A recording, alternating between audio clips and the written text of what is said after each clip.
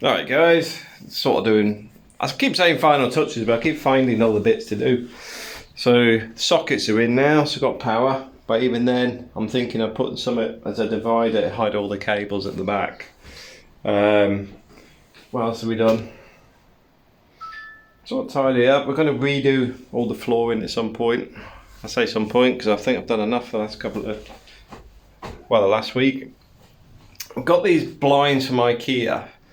They say they're 190 drop, which is sort of down here.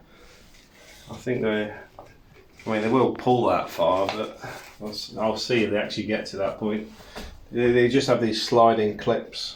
Very simple design. As you can see, they come in flat pack. I think April said they eat €6. So numbers 2234 if you're interested. All they do is they have a bit of sticky tape, which you stick them up there, and that's pretty much it. And I think I've seen somebody on YouTube had them up for a year somewhere, but I would hazard a guess where I am in the sun. We'll see how we get on because the sun's pretty brutal here. It's getting there. Oh yeah, the grass is down as well. Grass is always green on the other side, especially if it's on a roll. Office is set up.